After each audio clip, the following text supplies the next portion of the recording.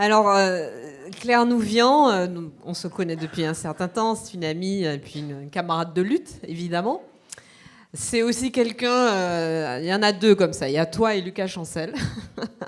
C'est aussi quelqu'un qui, chaque année, aux alentours du mois de mai, puis avec un petit rappel aux alentours du mois de novembre, reçoit de ma part un message lui disant « Mais vraiment, ce serait super que tu rejoignes notre équipe d'enseignants à Green Management School, on a besoin de toi, etc. » Et je sais que si elle ne l'a pas déjà fait, c'est vraiment parce que tu fais tellement de choses déjà, tu es déjà tellement engagé, des choses qui prennent du temps, qui prennent de l'énergie.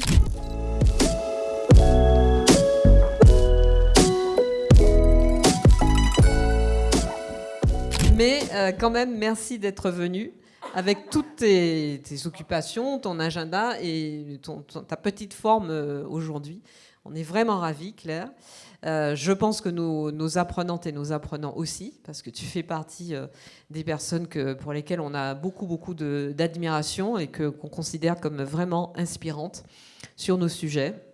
Et moi, je suis ravie de te recevoir. Alors, bon, le contexte est toujours pas génial et je voulais t'entendre à ce sujet et déjà peut-être faire un petit retour sur une année. Bon, on va dire ça a commencé, on l'a évoqué tout à l'heure avec Catherine Puisieux et le détricotage du Green Deal à partir de 2024. Hein. Bon. Faites attention aux gens que vous envoyez au Parlement européen, quoi. Là, on a un Parlement européen majoritairement à droite, à l'extrême droite, ce qui maintenant veut à peu près, enfin veut de plus en plus souvent dire la même chose, hein, et qui a complètement dévitalisé le Green Deal. Et donc ça a commencé en 2024. En 2024, il y a eu les élections européennes et leurs résultats. Bon, je ne vais pas vous refaire l'historique sur l'impact au niveau national. Il y a eu le démantèlement,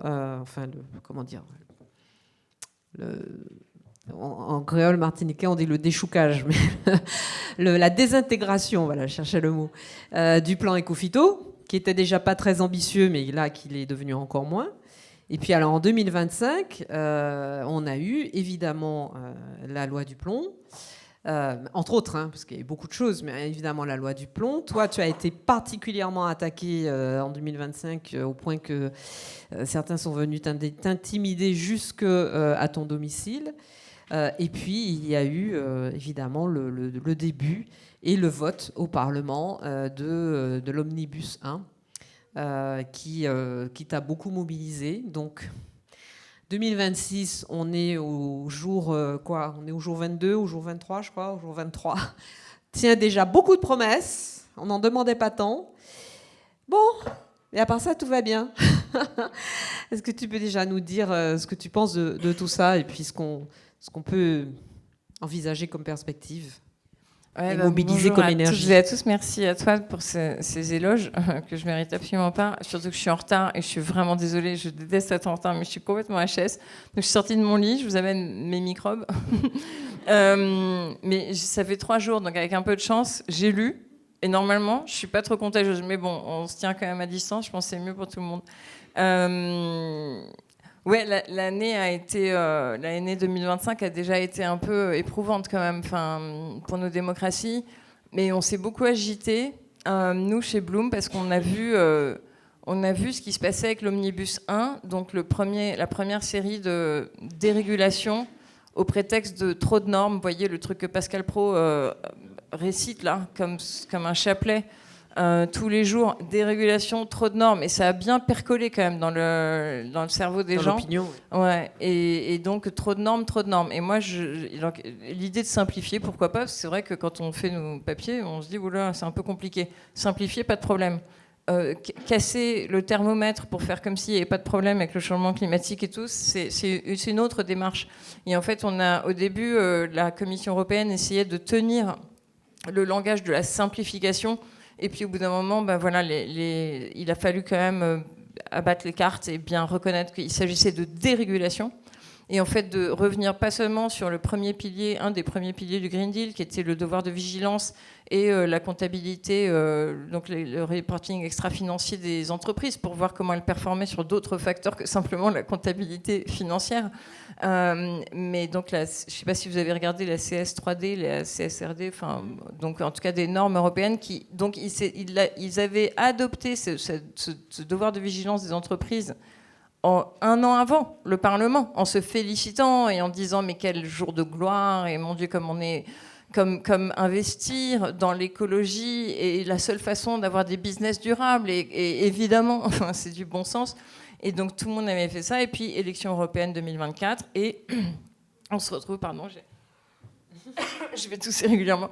Et on se retrouve à partir de 2024 avec un Parlement qui aujourd'hui est constitué d'un bloc PPE, donc la droite conservatrice, l'équivalent des Républicains dans plusieurs... Enfin, les Républicains se sont quasiment dissous en France, mais en Europe, ils sont encore très forts, notamment en Allemagne, et avec Merz et tout ça. Et ensuite, 3 groupes d'extrême droite, parce qu'il y a une reconfiguration et ces 3 nouveaux groupes, je ne vais pas vous embêter avec des sigles, à moins que ça vous intéresse, dans ce cas-là.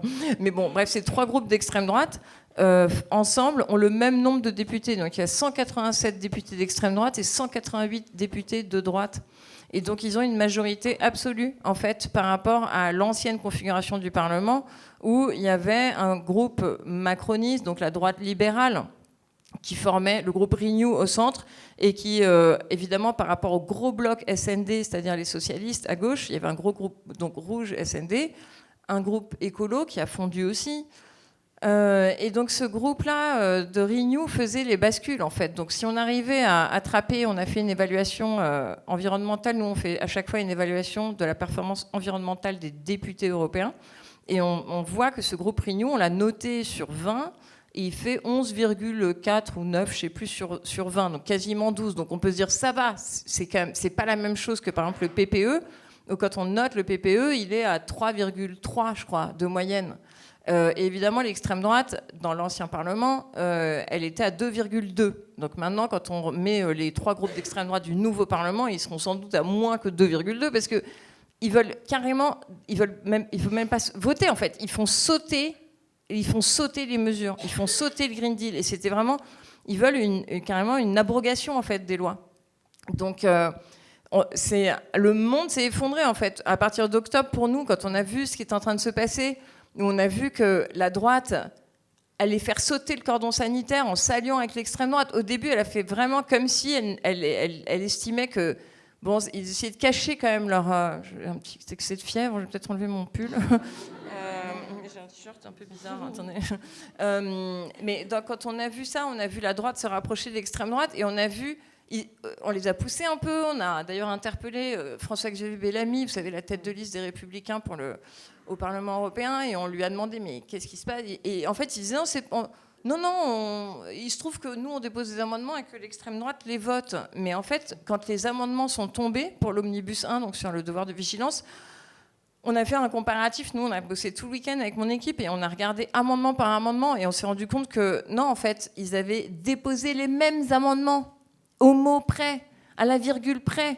Donc évidemment que non, ils n'ont pas voté parce qu'ils ont vous savez comment ça se passe, on dépose les amendements sur le site et puis au fur et à mesure, en effet, une fois qu'il y a la deadline des amendements qui est déposée, alors il y a un upload, en fait, le site du Parlement fait apparaître au fur et à mesure qu'il met les amendements dans le système. Donc ils se sont échangés les amendements et en fait, ils n'ont pas échangé leurs amendements, ils ont élaboré les amendements ensemble. Et donc nous, on a creusé ça parce qu'avec mon collègue Swan Baumier, notamment, mais Pauline Bricot, enfin mon équipe absolument géniale, on a un peu creusé ce truc-là et on s'est rendu compte que non seulement ça n'avait rien de fortuit, mais en effet c'était des backroom discussions, quoi. C'était vraiment, tout ça avait été déployé dans un plan d'attaque ensemble pour faire un truc de droite, extrême droite, donc on les appelle la DED maintenant, de toute façon c'est DED, donc la DED, droite extrême droite, a vraiment opéré ce rapprochement, et en fait plus tard, il y a une ONG d'investigation qui s'appelle SOMO, S-O-M-O, qui a fait vraiment un énorme boulot. Si vous voulez regarder, un consortium d'investigation qui a fait un super boulot pour montrer que ce rapprochement droite-extrême droite, première fois dans l'histoire, hein, vraiment, du Parlement européen, des institutions européennes, était le fruit de la stratégie qui avait été élaborée par les majors pétrolières américaines et les majors de la chimie américaine, poussés par l'administration Trump. Et ils ont pris un bureau de lobbying qui s'appelle Teneo à New York. Et c'est ce cabinet de lobbying, Teneo, qui a élaboré toute la stratégie et mis en œuvre une espèce de rouleau compresseur en trouvant un agent du rapprochement droite-extrême droite au niveau européen, qui s'appelle Jürgen Warborn, qui est un député PPE suédois, qui était rapporteur du texte de l'Omnibus 1. Et Warborn a en effet rencontré la Chambre de commerce américaine, Teneo, les majors, ExxonMobil, Dow Chemical et tout ça, non-stop en fait. Et même la semaine, et là où on a failli, c'est pour ça qu'on a commencé à creuser là. Je regarde, j'ai vraiment trop chaud, 2 secondes. Tout va bien. J'ai fait 800 degrés, non. Et en fait, ça nous a vraiment mis la puce à l'oreille, et Souane Baumier, mon collègue, a commencé à vraiment plonger dans cette matière. La semaine vous savez, vous connaissez le trilogue, vous avez fait toute l'Europe et tout, ouais, les institutions, vous êtes à l'aise, ouais. Normalement, oui. Ouais. Donc, ils ont bien suivi les cours, oui. Donc, quand il y a une proposition législative de la Commission européenne, elle part au Parlement européen pour vote, et puis au Conseil pour vote, pour avoir une position. Une fois que le Conseil a une position, que le Parlement a une position, il rentre en trilogue. Et la semaine du trilogue, de son propre texte, Jürgen Warborn, on était avec Cyril Dion, qui fait un film sur la démocratie.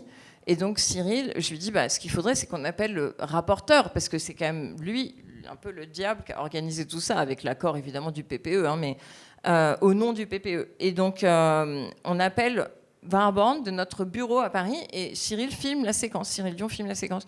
Et donc, on appelle, je dis bonjour, can I speak to Mr. Warborn, et tout ça. Et elle me dit, no, he's traveling right now, he's in Washington, D.C. Là, on a fait un arrêt monteur.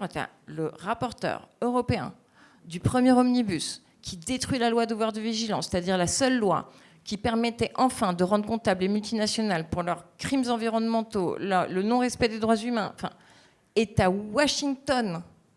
Alors là, on a raccroché, on a dit OK, là, on arrête tout. Et la Souane a plongé dans la matière et on a porté plainte auprès du comité de déontologie du Parlement européen. Alors j'aimerais vous dire que le Qatargate n'a pas réussi à mettre en place des vrais systèmes d'étanchéité déontologique, malheureusement. Mais là, ce qu'on est en train de trouver, c'est un Qatargate puissance 1000, en fait. Parce que finalement, le Qatargate, c'est la corruption de quelques députés, évidemment, Kailis, Tarabella, etc., avec du cash. Et le cash, ça fait de l'histoire, quoi. Les gens ont retenu les valises de cash au Parlement et tout. Mais là, on parle d'ingérence américaine. Le PPE était encore dans l'espèce d'illusion que les Américains sont nos alliés parce que c'est une longue histoire de transatlantisme et de NATO, enfin OTAN, etc. Et là, on se rend compte qu'en fait, non, ce ne sont pas évidemment nos alliés puisque Trump est un malade mental, dangereux, mais en plus, ils viennent écraser nos démocraties. Et ils ont sorti donc, le National Security Strategy Briefing. Vous l'avez lu ou pas? J'ai fait un post là-dessus sur Instagram parce que je me suis tapé ça un soir entier. J'en revenais pas de ce que je lisais en fait. Et en fait, il est écrit noir sur blanc que la stratégie des US de l'administration Trump, c'est de mettre en place une internationale fasciste. Et de déstabiliser les démocraties, notamment en Europe. Voilà, et donc on la voit là cette semaine encore avec Madame Lafourcade, etc. Enfin, le truc est dingue, quoi. Donc, on est tombé sur un... Ouais, on a été... Et là, j'avoue que c'était un peu éprouvant parce que d'abord, on a très peu dormi, mais vous allez me dire, vous êtes habitués? Ben non, on ne s'habitue pas à pas dormir. La preuve, j'ai pris une journée de repos le 1er janvier et voilà ce que ça fait. C'est qu'au bout de 4 mois sans dormir, non, c'est... Alors évidemment, on a très peu dormi et tout, mais surtout, on s'est agité comme des diables. On a appelé tout ce qu'on connaissait, tous les journalistes qu'on connaissait, un par un, pour leur dire, mais vous êtes en train de prendre la mesure de ce qui se passe ou pas, là? En fait, parce que la bascule, elle va s'opérer là. Il y avait plusieurs votes, il y avait un vote du Parlement. On a réussi à au moins, parce que je vous dis pas, enfin, je sais pas si ça vous intéresse, mais... Si. Je crois qu'ils sont je crois qu'ils sont captivés, même. Parce que dans le détail, ce qui était dingue, c'est que Warborn, il a réussi à à faire passer en fait cette alliance droite-extrême droite complètement sous le radar. C'est-à-dire qu'ils ont mis en place une coalition au Parlement européen qu'ils appellent la coalition von der Leyen, donc qui prenait le PPE, le groupe du centre, la droite libérale et les SND, les socialistes.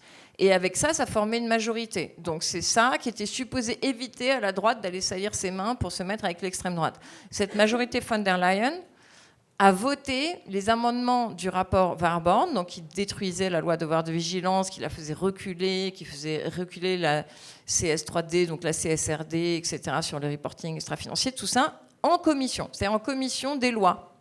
Donc en commission du Parlement européen, personne ne s'occupe trop de ce qui se passe en commission, donc les journalistes n'étaient pas le nez sur ce qui se passait en commission, parce qu'en général, après la commission, il y a un vote en plénière. Et donc, le deal von der Leyen, en gros, de la majorité von der Leyen, fait passer un deal hallucinant. On détruit nos acquis du Green Deal. Et donc, nous, avec nos collègues, toujours, Swan, Pauline et tout, on se dit, mais c'est pas possible, ce cauchemar. Donc, non seulement on détruit, je te laisse le temps de reprendre un peu d'eau, non seulement on détruit les acquis du Green Deal, mais en plus, on aggrave de façon exponentielle la situation. C'est-à-dire qu'on ne se contente pas, ce qui aggraverait déjà la situation, d'abandonner le Green Deal. Mais là, en plus, ils vont beaucoup plus loin que ce qu'on pouvait imaginer. Donc, pour la petite histoire, parce que ça, on l'a raconté, mais genre, il y a très peu de gens qui suivent, mais donc, ils avaient fait passer cette démolition, ce premier acte de démolition du Green Deal en commission, donc de façon discrète. C'était voté. Et donc, mes collègues me disent, mais de toute façon, il y aura un vote en plénière. Je dis, mais attendez, moi, si j'étais Warborn, je ne ferais pas un vote en plénière. Moi, ce que je ferais, si j'étais le diable et que je devais le conseiller, ben, je lui dirais de demander un mandat à la fin du vote en commission pour aller directement en trilogue et que ça passe comme une lettre à la poste et que personne ne se réveille, que personne ne prenne conscience. Qu'est-ce qui se passe? Bingo, à la fin du truc, il demande le mandat. Il a le mandat. Et on se dit, mais c'est pas possible. Donc là, je leur dis, vous vous rendez compte? Là, les journalistes disent, c'est compliqué, c'est quoi, truc, mandat, oulala. Bon, personne ne suit. Et donc, heureusement, là, il y a des groupes, notamment le groupe The Left, dans lequel siège la France Insoumise, en l'occurrence, qui ont déposé un amendement parce qu'on leur a dit, mais donnez-nous l'occasion de faire campagne. Donnez-nous l'occasion de visibiliser cet acte de démolition de la démocratie, parce que la droite et l'extrême droite sont en fait alliés. Dans le vrai, on va dire dans le setup du Green Deal tel ils avaient commencé à le démolir, il y avait des choses qui avaient été actées par les socialistes qui, auraient pu tenir tête, ne l'ont pas fait. Et arrivé au moment de la plénière, on leur a dit, si vous nous donnez un vote en plénière, ça va être un moment de clarification. On va voir si les socialistes, si la droite libérale adoptent le deal tel qu'il a été fait en commission, et on va voir s'ils acceptent de démolir le Green Deal, en fait. Et évidemment, à partir du moment... il fallait pour cela qu'on ait un vote en plénière. Donc il fallait d'abord déposer un vote pour refuser le mandat, pour pouvoir, 3 semaines après, avoir un vote sur le texte. Vous voyez ce que je veux dire? Et donc c'est là que c'est là qu'on se dit, sans les ONG, à quoi ressemblerait le monde? Je vous dis, cauchemar. Hein. Parce que si on n'avait pas été là, il n'y avait pas... En fait, on n'avait même pas le vote en plénière. Donc on a gagné le premier vote où en fait on a eu enfin donc, le vote qui avait été déposé, qui a permis de refuser le mandat au rapporteur. Warborn y était démonté. Parce qu'il se disait, j'ai réussi à mettre le couteau sous la gorge à la gauche et à la droite libérale, en leur disant, et ce qu'il a fait, ce qu'il a fait Warborn en commission, ce qu'il est arrivé avec un deal, il a dit, ça c'est le deal que j'ai fait pour vous, voilà le compromis. Mais un compromis, normalement, c'est un compromis, on a discuté, on se met d'accord et on fait des compromis. Non, lui, c'était voilà le compromis, on n'a pas discuté, ça s'appelle compromis quand même. Compromis 1 avec vous, si ça ne vous plaît pas, compromis 2 avec l'extrême droite. Et tout était prêt, tous les amendements étaient ficelés. Donc le type leur met un couteau sous la gorge. Et là, la gauche, là, ils se disent, mon Dieu, on ne peut pas faire ça, on va pas les laisser aller s'acoquiner avec la droite, l'extrême droite. On va dire, laissez-les prendre leurs responsabilités. Et donc, arrivé en plénière, au moins on a eu un vote. Et là, en fait, on a vu qui soutenait l'extrême droite, qui ne soutenait pas l'extrême droite. Et ils ont été obligés de sortir du bois. Donc on a fait sortir le loup du bois et au moins clarifier. Donc à partir de là, donc, le SOMO a fait son enquête. On a vu qu'en fait, c'était l'œuvre de Trump 100%. Et Warborn, évidemment, en conflit d'intérêt majeur, et même en cas, on appelle ça un cas de haute trahison à l'intérêt supérieur de l'Union européenne. Donc cette affaire, je vais vous dire, on ne va pas lâcher là. On va sortir un truc... C'est que le début. C'est que le début. Il y aura un autre épisode bientôt, là. Vous allez rester, Bizarrement, on te croit quand tu dis on va pas lâcher. Je ne sais pas pourquoi. Tu vois, tout à l'heure, on évoquait avec Hélène des scénarios possibles pour les 10 années qui viennent. Et on se disait, bon voilà, on va choisir le probable, pas forcément le souhaitable. Mais là c'est non seulement probable, mais c'est carrément certain que vous n'allez rien lâcher. Et évidemment, il faut rien lâcher sur le sujet comme sur l'ensemble des sujets liés à la transition écologique. Mais en face, on a un vieux monde qui ne veut pas se laisser mourir, qui ne veut pas s'éteindre et qui... On a finalement l'impression que plus il s'approche de son extinction, plus il trouve des moyens de survivre. Et le nouveau moyen, c'est évidemment l'invasion de l'intelligence artificielle dans nos vies, pas seulement nos vies quotidiennes, nos achats, nos ci, nos ça, ce qui est déjà assez catastrophique, mais aussi un peu plus haut dans la bonne marche des démocraties et la multiplication de conflits. Et vous avez tous lu Les Ingénieurs du Chaos, j'imagine. Une partie, oui. Ouais. Enfin, une partie d'entre nous, je veux dire. Parce que ça, en fait, genre, maintenant, moi, à mon bureau, j'aurais dit, je vous parle plus si vous ne l'avez pas lu. Mais vraiment, hein, j'aurais dit, on a acheté des bouquins, vous vous débrouillez, je ne veux plus parler à quelqu'un qui n'a pas lu ce bouquin, parce que si on n'a pas lu ce livre, on ne comprend pas le monde dans lequel on vit. Voilà, terminé. Donc, Les Ingénieurs du Chaos, il existe en poche, ça va vous coûter 5 € d'occasion chez Gibert, voilà, vous pouvez noter, direct. Et en plus, il nous a vraiment rendu service, il a hyper bien écrit le truc, c'est d'une simplicité biblique à lire, et c'est passionnant, effrayant, et c'est le seul truc qui vous permet de comprendre où on est, dans quelle étape de nos histoires collectives nous sommes. Et donc, il explique, en effet, que l'extrême droite n'est pas le fruit du hasard, c'est le fruit d'une guerre culturelle qui, maintenant, a été poussée par des algorithmes. Il le raconte de façon précise sur tout ce qui s'est passé, sur tous ces partis algorithmes de l'extrême droite qui sont montés et qui, maintenant, ont pris, par le biais des ingénieurs du chaos, qui ont pris des capacités d'analyse de la data pour splitter nos opinions et alimenter une machine qui va en fait nous renforcer, polariser en permanence, comme on l'a vu évidemment avec Cambridge Analytica, avec le Brexit, avec l'élection de Trump, etc. Et aussi avec Netanyahou quand même. Netanyahou qui était le loser absolu, qui devait, après l'assassinat d'Yitzhak Rabin, normalement perdre face à Shimon Peres, et qui, comme par hasard, avec les spin doctors des républicains américains, Finkelstein en l'occurrence, est sorti de terre, alors que c'était un maboule, personne voulait, une espèce de personnage infréquentable, un peu à la Trump, quoi. Donc ce livre est passionnant et indispensable. Donc oui, ils sont arrivés dans c'est la question qu'on se pose. Donc il y a un autre bouquin qui est moins... Non, mais en fait, c'est juste le cadrage. Si Pierre Charbonnier m'entend, il va dire c'est pas sympa. Mais c'est pas une priorité de lecture. Mais vous pouvez lire une critique du livre de Pierre Charbonnier. Je pense franchement, ça suffit. Les ingénieurs du chaos, il faut lire de A à Z. C'est trop important. Mais le livre de Pierre Charbonnier, il a fait le cadrage sur la coalition climat par rapport à la coalition fossile. Vous avez vu le dernier livre du philosophe Pierre Charbonnier. Et donc, il montre qu'en effet, il y a une coalition fossile.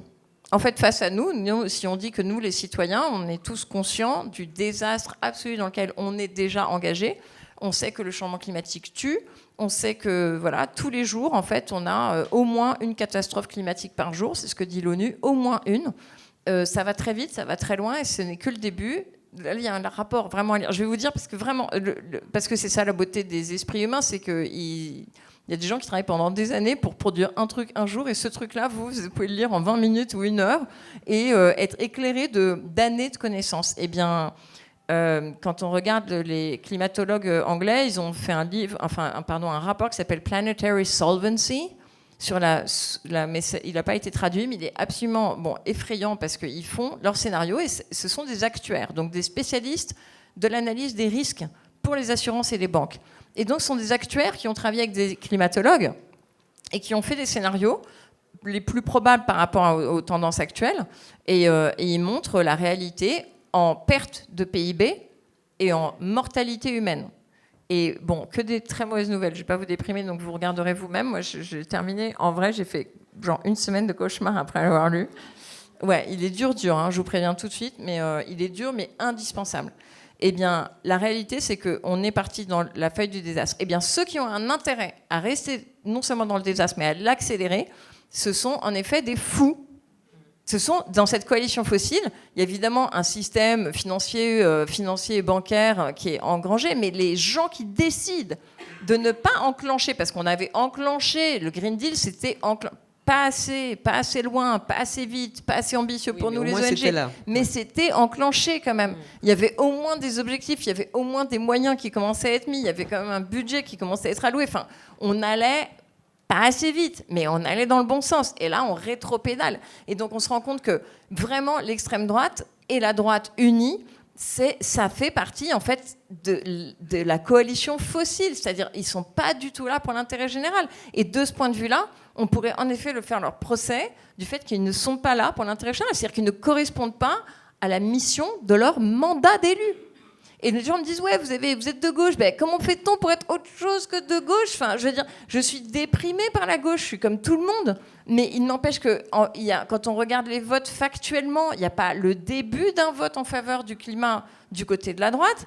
Et moi, j'adorerais avoir au moins une. S'il y en a une, si elle est trop mignonne, elle s'appelle Pietikäinen, c'est une députée PPE finlandaise.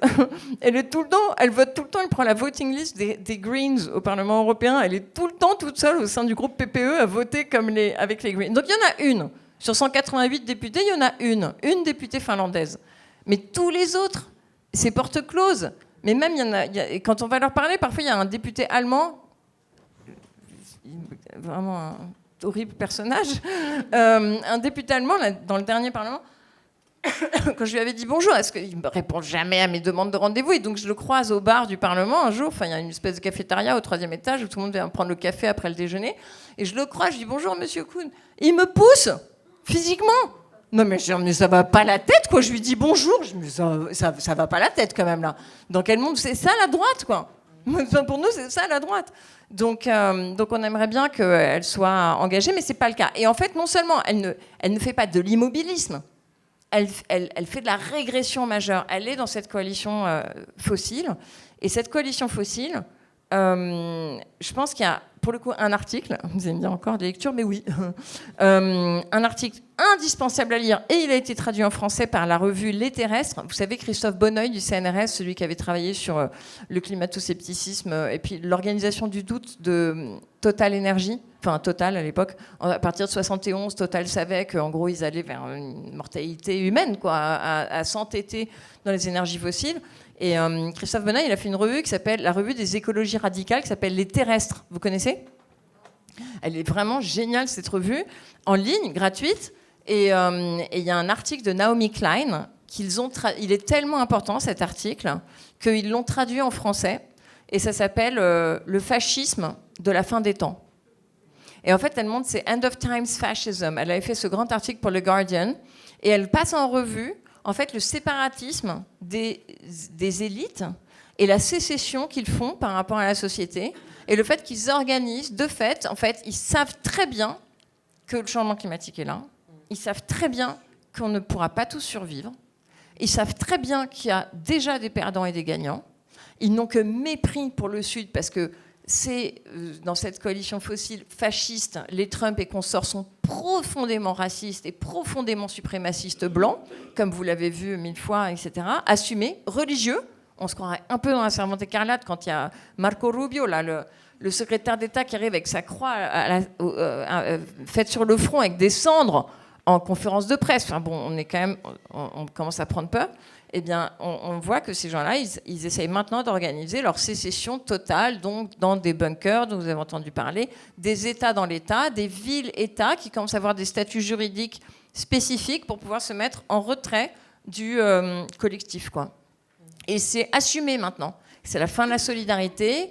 Nous, on est les gagnants. C'est Don't Look Up, le film que j'imagine vous avez vu, qui était quand même assez visionnaire aussi, de ce séparatisme, en fait, assumé, horrible. Donc on en est là. Et en fait, la question, c'est, à partir de là, il y a deux réactions, à mon avis, possibles. Il y a les gens qui disent, bon, se jeter du haut de la falaise. Alors, il y a les gens qui dépriment. Les gens fragiles, c'est hyper dur pour eux parce qu'il faut vraiment être dans un collectif parce qu'on est tous fragiles par rapport à ça. On est tous impactés, mais ceux qui sont un peu plus fragiles, il faut vraiment pas les laisser dériver. Il faut les ramener dans des collectifs joyeux et tout, leur dire attendez, on est ensemble, on va organiser des trucs. Mais il y a les gens qui sont dans l'action et qui peuvent quand même le fait d'être dans l'action, ça donne de l'énergie, mais de façon plus générale. Il y a ceux qui disent c'est foutu, ils sont trop puissants. Musk a plus de 70% des satellites. Ils contrôlent nos données, ils contrôlent nos datas. Ils savent exactement où on est. On est devenu dépendant de technologie et ils ont détruit nos cerveaux. Et en fait, les moyens de propagande dont Hitler rêvait, alors qu'il n'avait que la radio à l'époque, un tout petit peu la télé, maintenant ils les ont à des niveaux qui sont dingues. Donc bref, c'est foutu. Les gens qui disent c'est foutu, donc maintenant, il faut investir les liens parce que ça va taper hyper fort, qu'il y aura donc soit trop d'eau, soit pas assez d'eau. Globalement, une chute des rendements agricoles, globalement, évidemment, des submersions liées à des événements extrêmes, ça veut dire ravage des côtes, effondrement de l'immobilier littoral, effondrement du PIB, bref, tout ce qui est marqué dans Planetary Solvency, si vous lisez le rapport qui est génial. Et les gens qui disent retour à la case essentielle, on crée des liens sur les territoires parce que ce qui va compter, comme dit Pablo Servigne, du coup, c'est la coopération, parce que Pablo Servigne, il vous dit il y a compétition quand on est en abondance. Plus, et c'est ce qu'ils montrent avec les bactéries, quand ils mettent les bactéries, quand ils font une culture de bactéries et qu'ils donnent, ils enlèvent des gènes dans chaque bactérie pour qu'elles aient besoin d'un acide aminé que l'autre bactérie est capable de produire. Quand il y a énormément d'acide aminé dans la solution qu'ils donnent aux bactéries, en fait les bactéries s'entrebouffent, alors que quand il y a de moins en moins de liquide en gros pour les nourrir, elles se mettent carrément à coopérer, et quand il y a encore moins, elles se mettent à produire l'acide aminé dont l'autre bactérie a besoin. Donc en fait, on voit que quand ça devient tendu, l'histoire de l'évolution fait qu'on devient enfin coopérant. Donc la compétition, c'est pas un état naturel, c'est un état qui est lié à l'abondance de nos sociétés fossiles. Et il faut se dire, donc voilà, il y a des gens qui se disent, c'est foutu, mais du coup, il faut réinvestir les liens, la coopération, parce que ce qui va compter quand ça va taper et qu'on a simultanément un effondrement climatique, un effondrement démocratique, ça va être la qualité des liens et les réseaux qui sont installés sur les territoires. Et souvent, quand on fait ça, on est très occupé, donc on a du mal à s'occuper aussi de se battre contre le système. Et puis ensuite, il y a ceux qui pensent comme moi. Pourtant, je suis vraiment, je pense, la personne la plus pessimiste du monde. Mais et puis, on est deux. Hein. Je me méfie des optimistes. Je pense que maintenant, c'est vraiment devenu des gens dangereux.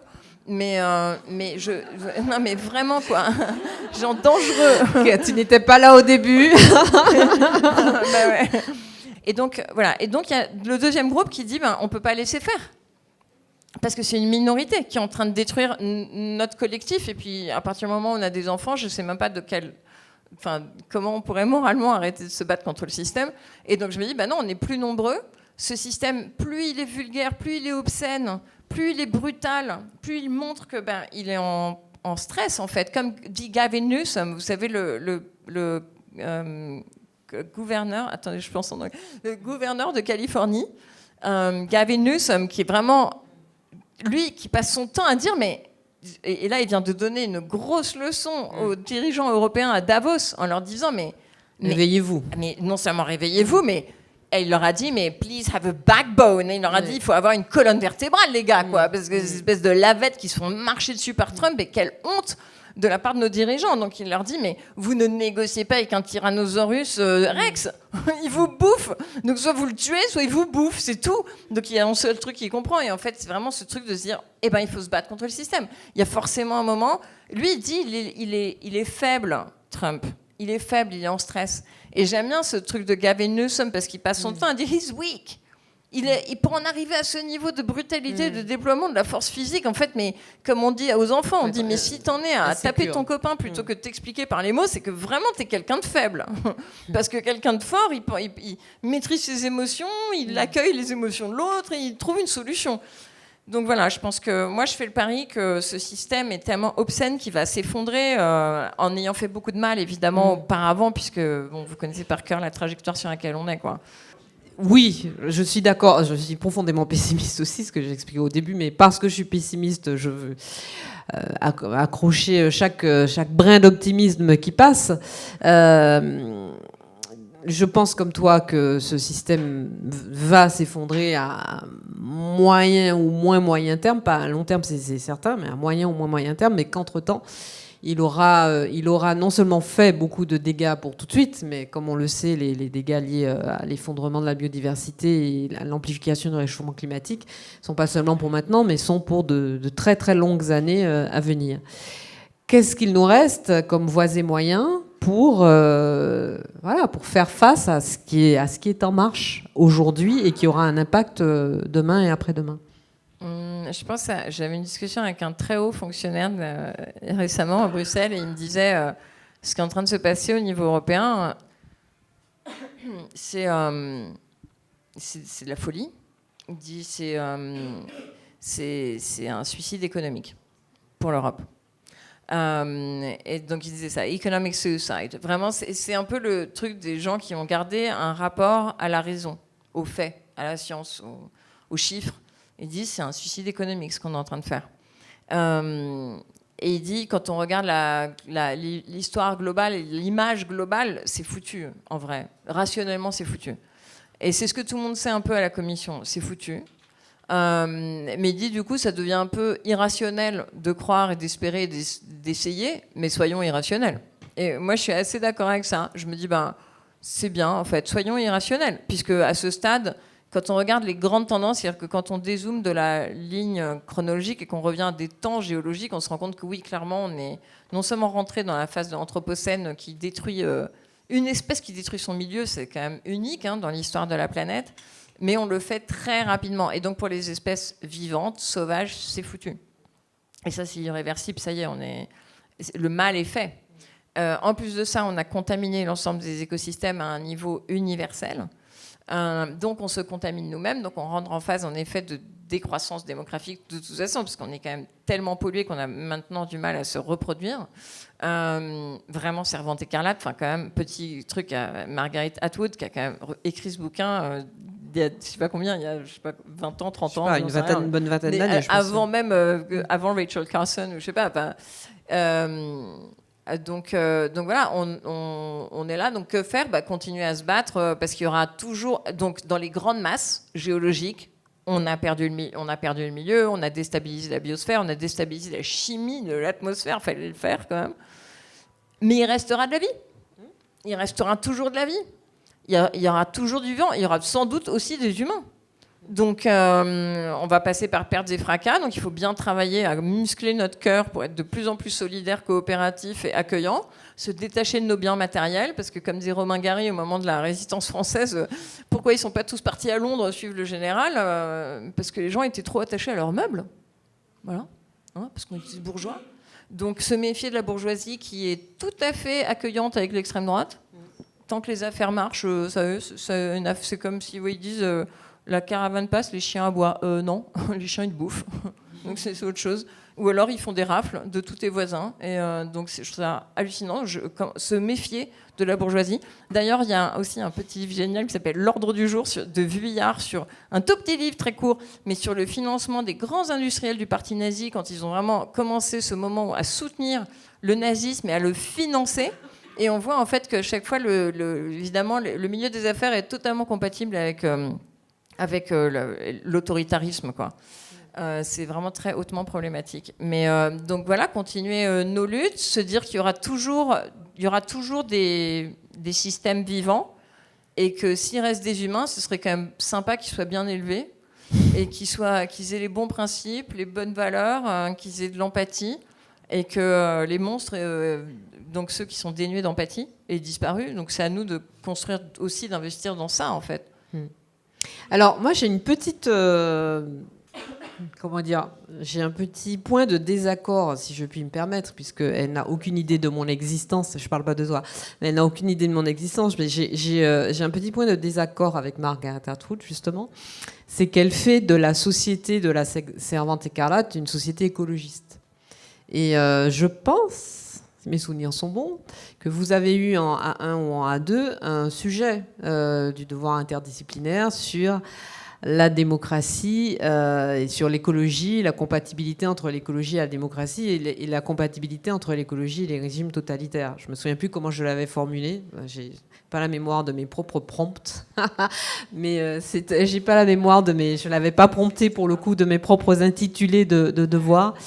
Mais vous avez fait plancher sur ce sujet.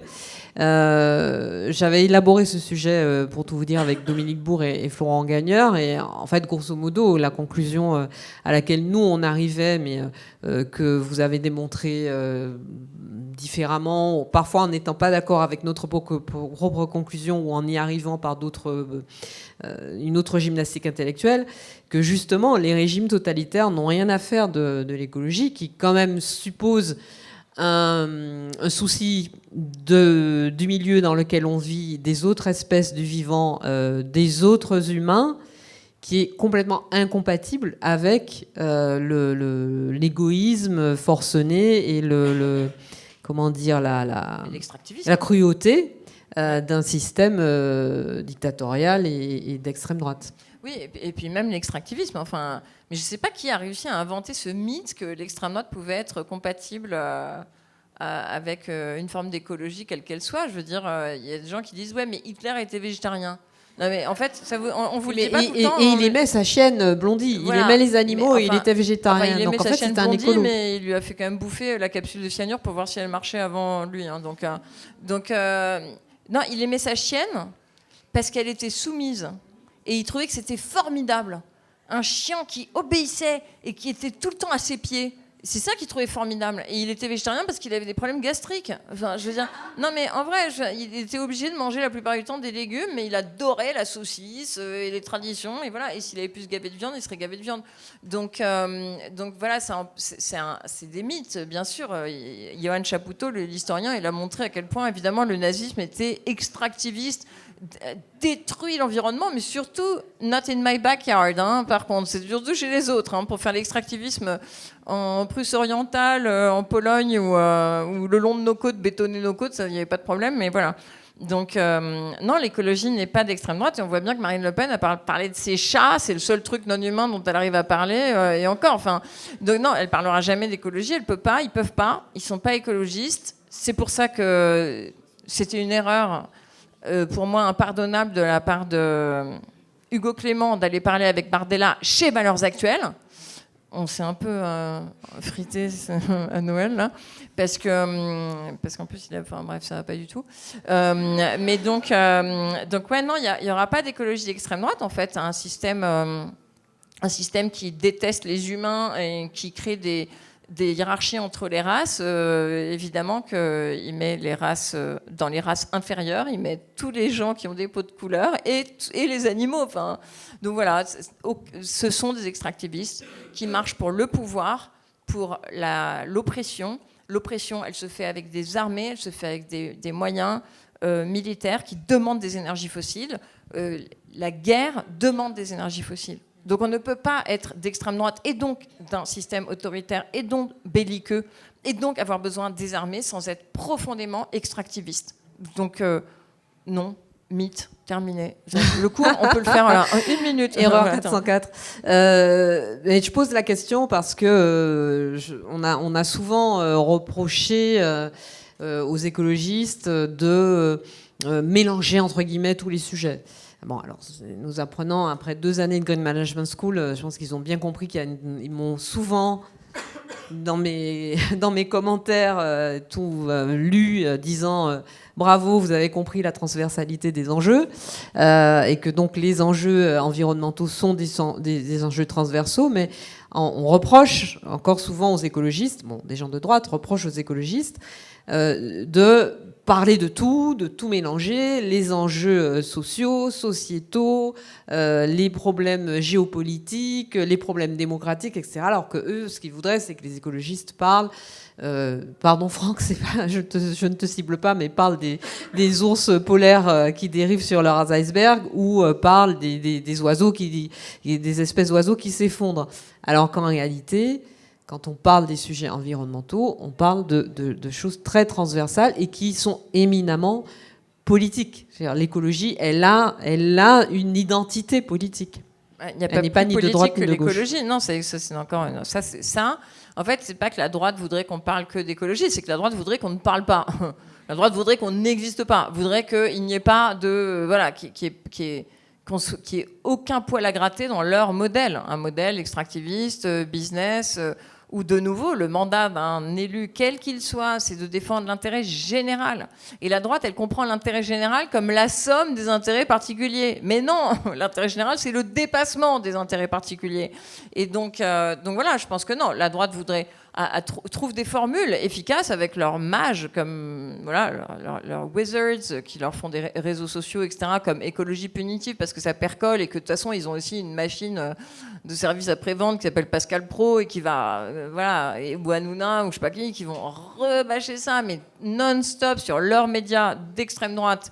Vous avez vu, Le Monde vient de sortir à l'instant une enquête sur l'heure des pros, justement, CNews, et il y a une enquête qui vient de sortir justement sur cette chaîne d'extrême droite. Donc, non, mais ils ont un...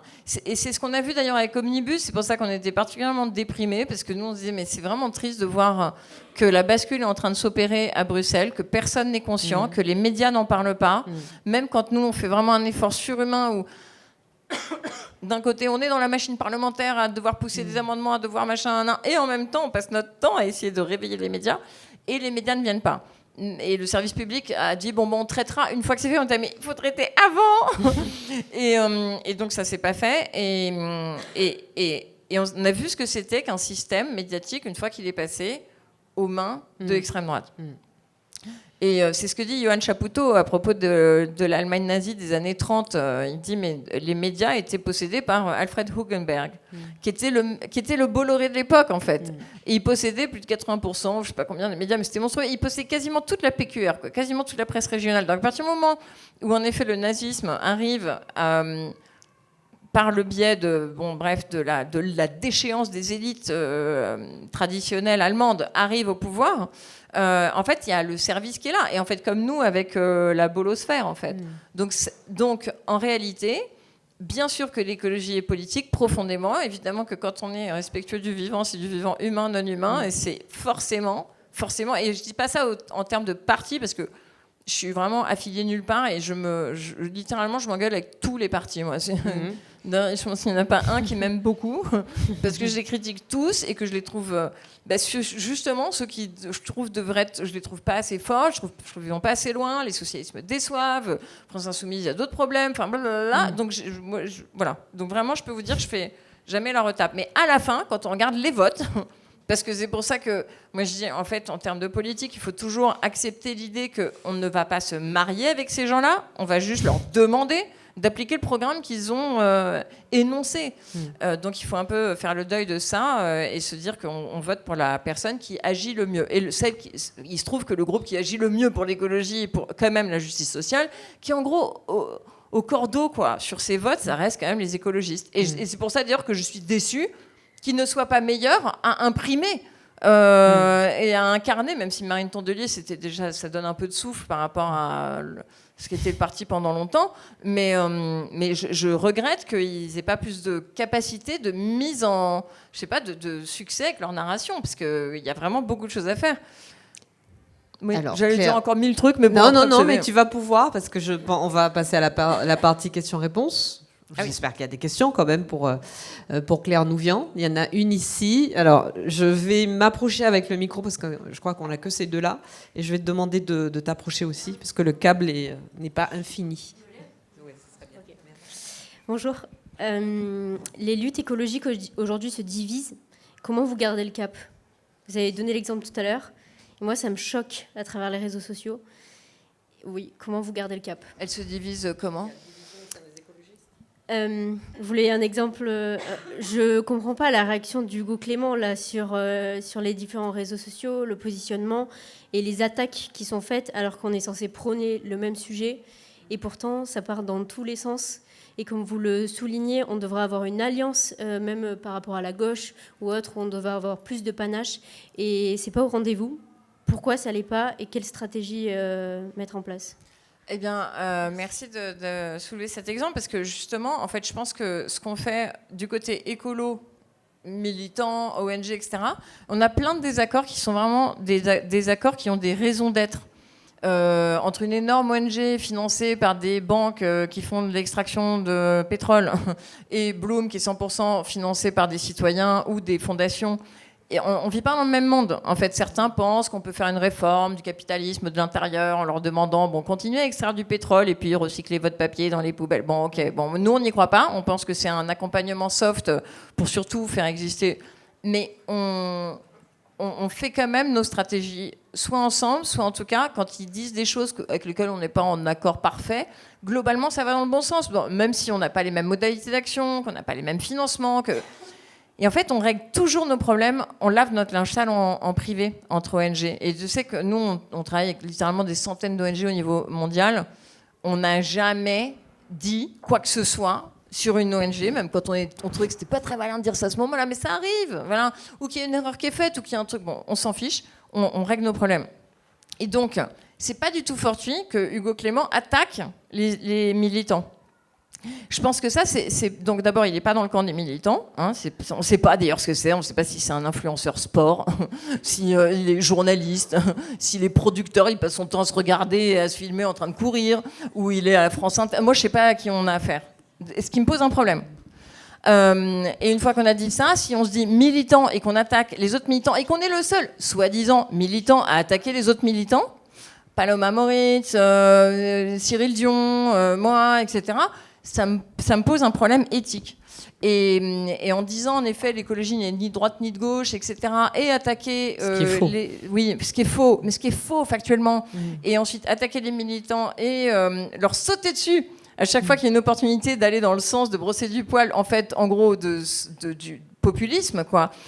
Je trouve que c'est vraiment, vraiment très problématique. Et c'est ce qui s'est passé là à Noël, parce que s'il est journaliste, alors il doit faire du fact-checking. Et nous, on a porté plainte contre la pub d'Intermarché auprès du jury de déontologie publicitaire. C'est un organe public, gratuit. Vous pouvez tous porter plainte contre une pub si vous la trouvez pas éthique. Il y a des règles éthiques dans la pub. Et on a porté plainte auprès du jury de déontologie publicitaire gratuit contre le loup d'Intermarché qui nous fait croire qu'ils font du mieux manger. Ils ont fait une audition entre-temps, je vous dis pas. N'importe quoi. Poisson plus mieux manger. Enfin, mieux manger Intermarché. Non, excuse-moi. Enfin, les types font quand même des marges. Les marges les plus fortes qu'ils ont de tous leurs magasins, c'est sur les produits bio, frais. Enfin, je veux dire, le mieux manger, s'ils veulent nous faire mieux manger, bah, il faudrait qu'ils arrêtent de faire les marges les plus fortes de tous leurs rayons sur les produits frais bio. Vous voyez, bon, bref. Donc, on fait ça. Et lui, il a dit... Le 24 décembre, toujours sympa parce que pour pourrir le seul jour où on pourrait arrêter de bosser, et il a dit qu'on avait porté plainte et qu'on allait encombrer les tribunaux. Et donc on s'est pris des raids de haine de la fachosphère. Et donc là on sait que il est suivi par des fachos, 2 qui sont organisés en raids. Vraiment ils s'organisent sur des boucles parallèles pour faire des raids. Salomé Saké, les journalistes féministes le savent bien, elles le payent cher déjà. Donc voilà, je pense que c'est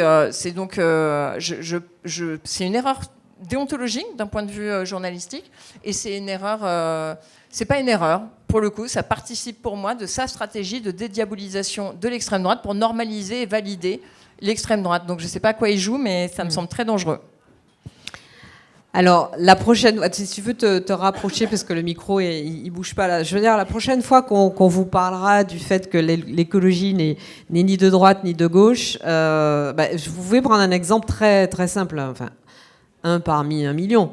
Mais quand un responsable politique de droite vous parle d'écologie, par exemple, sur la question de la mobilité, il vous explique qu'il faut mettre des voitures électriques partout, parce que les voitures électriques, c'est propre, ce qu'il faut. Et donc, remplaçons à nombre égal les moteurs thermiques par des moteurs électriques et laissons les gens tranquilles. Enfin, arrêtons de les embêter. Et a priori, quand vous discutez avec un responsable politique, je dis ça pas pour faire de la politique, mais parce que c'est quand même encore les responsables politiques qui ont la main sur les décisions structurantes du pays, de gauche, sur les questions de mobilité, si c'est quelqu'un de sérieux, il va vous dire, oui, il faut remplacer une partie du parc par du véhicule électrique, mais en éliminant aussi une grande partie du parc, en faisant du véhicule électrique, avec de la mobilité partagée, plus de transport public, plus de démobilité aussi pour les gens, pour réduire la place de la voiture individuelle dans le total des modes de déplacement. Il y a une écologie de droite, écologie de l'adaptation, qui ne change rien au système et à ses dynamiques fondamentales. Et il y a une écologie portée par la gauche, par les ONG, par les personnes attachées à la justice sociale, qui portent une transformation du système, et pas juste une adaptation au profit toujours des mêmes. Pardon, c'est à toi. Bonjour Claire. Moi, je voulais juste rebondir sur ce que vous veniez de dire par rapport à Hugo Clément. Première chose, est-ce qu'il n'est pas en train d'essayer justement de toucher d'autres populations que les écologistes et la gauche ne peuvent plus du tout toucher aujourd'hui, parce qu'on est un peu fiché comme les écolos justement, et qu'une fois qu'on a cette étiquette, plus personne ne veut nous parler. Moi, j'en fais les frais déjà avec ma famille. Et ma deuxième question pour vous, c'est de savoir justement, par rapport à Intermarché, j'ai sorti ce que vous venez de dire à ma famille littéralement hier. On en a parlé hier soir. J'étais outré, tout le monde... C'était exactement ça. Alors ma famille, il y avait ma mère et mon beau-père, donc on était 3, et ma petite chienne et le chat, mais bon, ils comprennent pas trop. Et ils m'ont dit, mais oui, mais Antoine, ils font tous ça. Donc pourquoi est-ce qu'on irait plus taper sur Intermarché plus qu'à un autre? Donc moi, ma question sincère, qu'est-ce que je leur réponds à ça? Alors, plein de trucs. On a fait une actu sur notre site avec plein de choses à dire. D'une part, il faudra revenir à cette approche de Hugo Clément qui, en fait, dépolitise l'écologie, sous prétexte d'aller parler à tout le monde, mais qui, en fait, prend... voilà, vous pouvez arrêter de bouffer des lentilles, machin, et vous pouvez arrêter de faire ci, mais quand est-ce qu'on parle du système? Parce que moi, aller arrêter un produit après l'autre, je veux bien, hein, mais ça fait reporter encore sur l'individu les changements structurels qui ne sont jamais faits au niveau politique. Sorry, ça marche pas. Il n'y a pas plus politique que l'écologie. Au sens noble, hein, pas au sens des partis, au sens politique, au sens des politiques publiques qui doivent être mises en place. Mais par rapport à la pub d'Intermarché, leur dire... Alors, nous, quand on voit Intermarché, j'avoue, on a un peu un passif avec Intermarché parce qu'on s'est battu beaucoup contre eux, parce qu'ils ont la plus grosse flotte de pêche industrielle en France. Et il se trouve ils ont des bateaux qui utilisent les engins les plus destructeurs, c'est-à-dire du chalutage de fond qu'ils vont déployer en très grande profondeur dans des zones qu'on a fermées parce qu'on a négocié, on s'est battu contre eux avec les citoyens. Vous êtes trop jeunes, mais bon, c'était donc une bataille il y a quelques temps, en 2012, 2013 et tout. Ils ont fini par craquer, ils ont fini par arrêter le chalutage très profond, au-delà de 800 mètres. Mais en fait, on a repéré que leur bateau y allait quand même. Donc on est quand même, en gros, on est en procédure contre l'État français qui n'a pas vérifié que ses propres flottes, dont les bateaux d'Intermarché, respectaient bien la loi qu'on a actée avec eux au niveau européen. Donc nous, évidemment, quand on voit Intermarché qui subrepticement nous place un poisson dans une pub de Noël, tout à coup, le loup, il a envie de manger du poisson, alors que, bon, vaguement, en gros, quand même, il est végétarien, ça nous a fait bondir. Mais aussi, ce qui nous fait bondir, c'est le principe. Vous voyez ce qui est en train de se passer en termes de tendance. La grosse tendance, voilà, la fenêtre d'Overton qui s'est ouverte d'un coup, là, c'est la responsabilité de la grande distribution dans la malbouffe et donc dans les énormes problèmes de santé publique qu'on a aujourd'hui, avec l'explosion du diabète 2 chez les enfants, avec l'explosion des cancers, etc. Et donc, ça, c'est devenu acceptable. Globalement, ça devient acceptable qu'on responsabilise les systèmes, donc la grande distribution, par rapport à ce qu'on appelle un environnement alimentaire. C'est-à-dire l'environnement, c'est ce qui fait que vous pensez que vous maîtrisez vos choix, mais tout à coup, vous ressortez quand même du truc avec des danettes caramel que vous n'aviez pas du tout prévu d'acheter, mais comme elles étaient en promo, une fois de temps en temps, etc. Et ce qui est en promo, c'est toujours la malbouffe. Et les produits sont tous toujours sucrés. Donc, c'est des choses qui sont trop grasses, trop sucrées, avec des additifs, enfin, il n'y a rien qui va.